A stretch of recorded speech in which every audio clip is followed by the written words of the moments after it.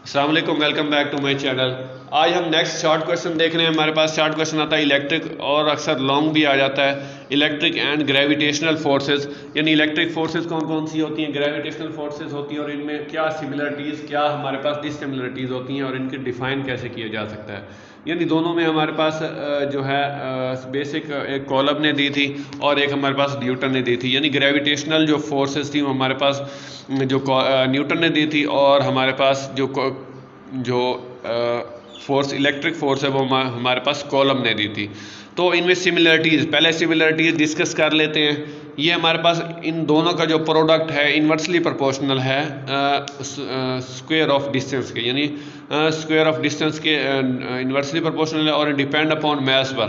ये हमारे पास प्रोडक्ट, यानी दोनों प्रोडक्ट हैं लेकिन इनका मैथ है, ग्रेविटेशनल फोर्सेस का मैथ है और हमारे पास जो है इलेक्ट्रिक फोर्स का वो हमारे पास चार्जेस है और ये ओबे करता है इन्वर्स स्क्वायर लॉ को। और ये दोनों इन्वर्स स्क्वायर लॉ को यानी कि ओबे करते हैं और ये इट इज़ कंजर्वेटिव फोर्स है। यानी कि जो हमारे पास इलेक्ट्रिक जो ग्रेविटेशनल फोर्स है ये कंजर्वेटिव है, यानी पाथ पर हमारे पास इंडिपेंडेंट ऑफ पाथ फ्लोड, यानी कि ये पाथ पर डिपेंड नहीं करती और इलेक्ट्रिक फील्ड भी इलेक्ट्रिक फोर्स भी हमारे पास क्या है, कंजर्वेटिव फोर्स है।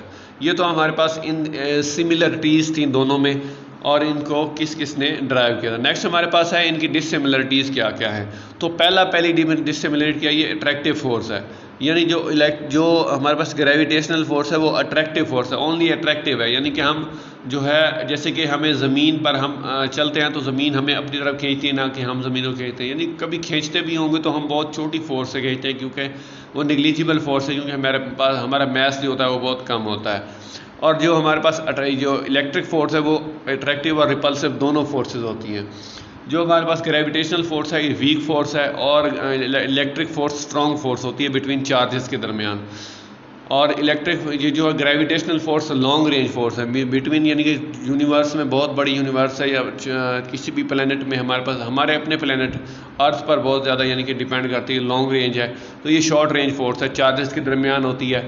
ये डिपेंड अपॉन द मीडियम, ये मीडियम पर डिपेंड नहीं करती। यानी कि जो ग्रेविटेशनल फोर्स है ये मीडियम पर डिपेंड नहीं करती, जबकि जो हमारे पास इलेक्ट्रिक फोर्स है मीडियम पर डिपेंड करती है।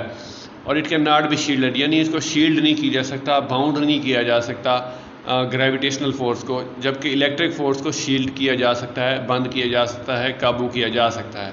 It consist in universal constant, यानी इसका कांस्टेंट, यूनिवर्सल कांस्टेंट हमारे पास जी इक्वल है और इसका यूनिवर्सल जनरल कांस्टेंट है के।